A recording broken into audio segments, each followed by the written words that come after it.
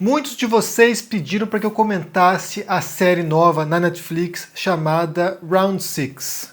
E a primeira coisa que comentar aqui, gente, é porque traduziram o título que seria Squid Game em inglês para um outro título em inglês no Brasil. Não entendo. Na verdade, podia ter posto sexta rodada, sei lá, rodada 6, mas traduziram para Round 6. Nesse vídeo aqui eu vou tentar cumprir a promessa de falar uma vez por semana, pelo menos, sobre cultura pop, sobre arte, sobre cinema, sobre literatura. Então vamos falar sobre essa série hoje. Mas antes disso, já curta esse vídeo, se inscreva nesse canal para a gente poder chegar até o fim do ano a 700 mil inscritos e também já comente aqui embaixo, dando um bom sábado, como é que vocês estão, me digam aí no comentário. Então vamos falar um pouquinho sobre essa série, porque ela foi muito comparada, pelo que eu vi, ao filme Parasita, que seriam histórias que partiriam da premissa da desigualdade social na Coreia do Sul. Ou seja, uma sociedade crescentemente desigual, com uma grande massa de despossuídos, e essas pessoas têm que se virar. E daí, embora haja essa relação, que eu diria que é uma relação superficial nessa história, há uma relação mais profunda, que me parece ser a desumanização, e do que as pessoas são capazes de fazer quando estão nessas circunstâncias. Se é possível preservar algum tipo de resquício moral quando você está confrontado com situações extremas. Porque qual é a história? A história é um jogo e centenas de pessoas, muitas delas em condições críticas na vida, né, ou devendo milhões de dinheiro deles lá, né, dinheiro coreano, devendo milhões, ou com doenças terminais, ou com situações críticas, pessoas que estão no fundo do poço. E daí, essas pessoas, elas são levadas para esse jogo, numa ilha, afastadas de tudo, são levadas para esse jogo e quem ganhar esse jogo, né, o vencedor dentre essas centenas de pessoas, quem ganhar esse jogo leva um prêmio bilionário, que seria em torno de 200 milhões de reais. Só que aí que tem a pegadinha do jogo, né? Porque nesse jogo, quem perde morre. Quem perde morre. E cada pessoa que morre tem um valor em dinheiro. Então, assim, vai somando, né? As pessoas vão morrendo ao longo das partidas, isso vai somando, vai acumulando o dinheiro final para o vencedor. E daí, a série, são 9 episódios e a série é brutal. Então, assim, você pode imaginar que tem requintes de sadismo ali, né? Requintes de crueldade nessas provas, nesse jogo. E daí o detalhe também é que todas as provas são provas inspiradas em brincadeiras infantis, bem antigas, né, que brincavam, sei lá, 40, 50 anos atrás. Então essas brincadeiras infantis acabam se tornando brincadeiras bizarras, sabe, massacres mesmo, com base nessa noção de que, nessa circunstância, essas pessoas não tinham nada a perder. Elas já estavam no fundo do poço, elas não têm como descer mais. E aqui, inclusive, é uma das estruturas básicas de narrativas do cinema. É de você pegar personagens que estão lá no fundo do poço mesmo, e aos poucos eles vão galgando aqui, rumo à felicidade, repleto de reviravoltas no meio, né? E o que acontece é que essa história da Netflix acabou se tornando a série mais popular dos últimos tempos. Ou seja, a gente no mundo inteiro está assistindo e se chocando com as cenas, porque de fato são cenas brutais, né? A recomendação etária é a partir de 16 anos, mas eu diria que tem mais de 18, porque tem coisas ali que são realmente brutais. De qualquer maneira, voltando aqui, aquilo que me parece ser o tema central dessa série, que tem a ver com comportamentos éticos. Tem a ver se, nessas circunstâncias, você é capaz de agir moralmente. Se você, ao ser desumanizado, porque essa é a estratégia do jogo, né? Ao ser desumanizado nessas condições, se você ainda é capaz de preservar a sua humanidade. E daí, a série nos dá uma resposta, né? Não vou dar spoiler aqui, não vou antecipar o que acontece na série. Se você não assistiu e quiser assistir, assista, né? Como eu falei, é brutal, então pode ser que seja chocante para alguns espectadores, mas de qualquer maneira, se a gente for pensar em momentos históricos, em circunstâncias históricas nas quais as pessoas foram postas nesse tipo de condição extrema, a gente percebe que normalmente há uma suspensão de certas regras morais, que é o caso de guerras, por exemplo. O caso de guerra é o momento no qual certos códigos de conduta que a gente pratica em tempos de paz são postos de lado e naquele momento de guerra vale tudo, ou vale quase tudo, né? Quanto mais extremada é a situação, mais extremados são os comportamentos humanos. E daí tem uma questão que eu acho interessante a gente mencionar, porque quando a luta é pela sobrevivência, e só vale abrir um parênteses aqui dizendo que também essa noção de um jogo até a morte não é também inovadora, não é exatamente original. Se a gente for pensar, há vários casos de outras produções culturais que usam essa lógica. Basta pensar nos Jogos Mortais, né? Jogos Mortais é mais ou menos isso. Tem um psicopata que prende as pessoas e vai fazendo jogos mortais com elas e elas têm que se salvar. Então isso não é exatamente muito inovador. Mas, de qualquer maneira, quando as pessoas são postas nessas circunstâncias, nessas condições extremas, você tem de tudo. Você tem pessoas que rapidamente, ao serem desumanizadas, ao se perceberem essa condição subhumana, elas vão lá e começam a agir de modo extremamente individualista para poder sobreviver. E, por outro lado, algumas pessoas se atêm a princípios morais e acham que não vale a pena sacrificar esses ideais para sobreviver.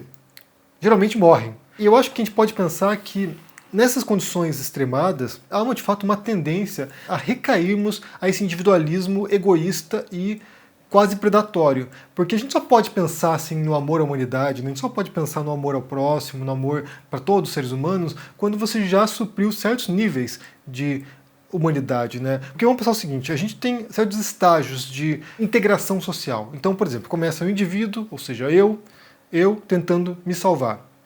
E vou me salvar a qualquer custo, que é o que acontece nessa série da Netflix. Pessoas, né, indivíduos que estão ali naquele jogo e eles vão fazer o que tiver que ser necessário para poder ganhar o jogo e sobreviver. Porque a questão ali não é apenas ganhar o dinheiro, é não morrer também. Então esses indivíduos estão ali em disputas uns contra os outros tentando se salvar.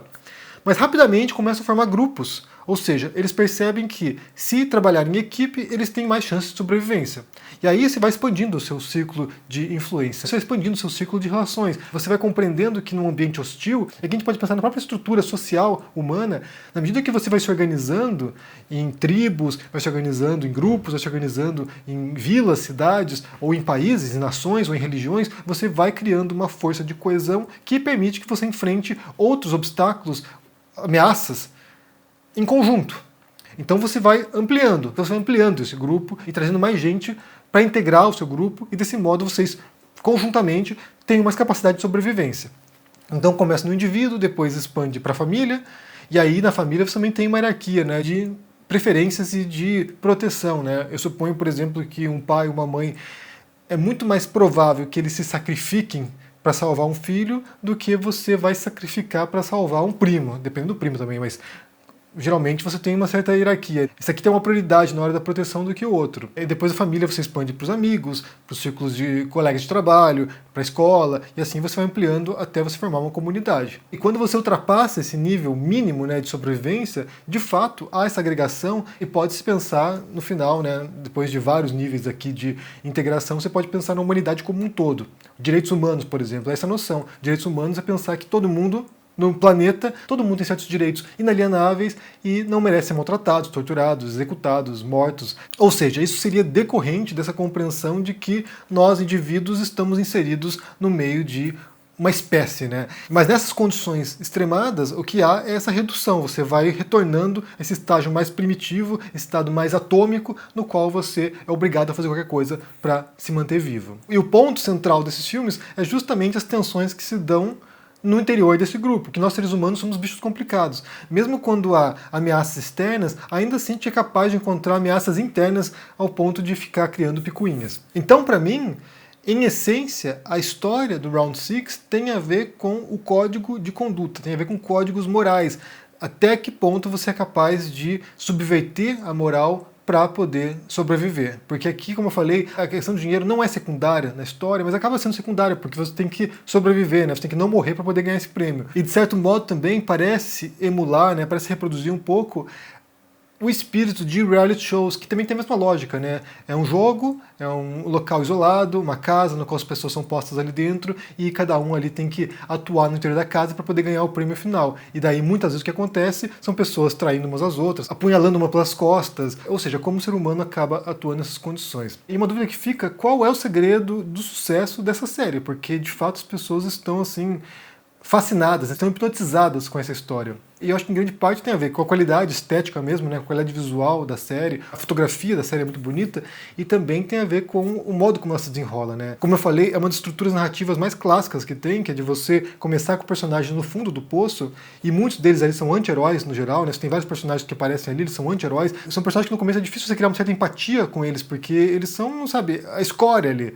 E aos poucos eles vão revelando quem eles realmente são, e assim começam a revelar também, eu acho que esse é o poder da ficção e da narrativa, aos poucos eles vão revelando facetas da humanidade, de quem nós somos. Porque em grande parte a gente lê ficção, a gente vê esses filmes, mesmo quando são histórias imaginárias, A gente lê para poder se reconhecer ali, né? A gente pensar o que eu faria nessa circunstância, como eu, nesse jogo, atuaria, quem seria eu entre esses muitos personagens. E é claro que é difícil responder essa pergunta, né? Como nós atuaríamos nessas condições, mas eu acho que eu morreria na primeira rodada.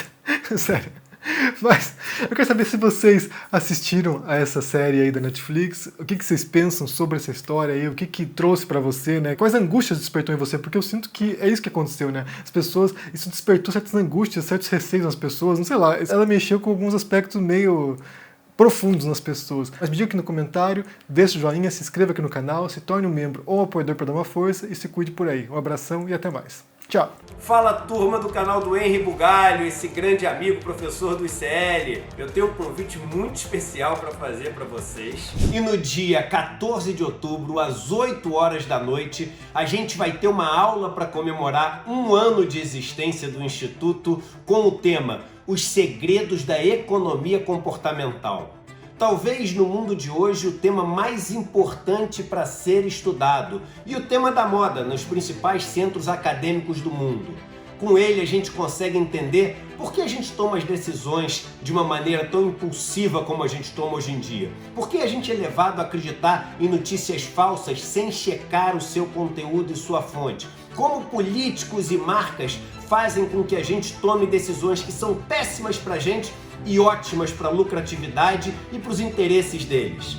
Tudo isso eu vou explicar para vocês em 1 hora no dia 14 de outubro às 8 horas da noite. Para você se inscrever é muito simples, clica no link aqui em cima ou aqui embaixo e aí gratuitamente você vai poder se inscrever em poucos segundos. E depois é só ficar atento no seu e-mail, porque a confirmação da sua inscrição vai chegar lá.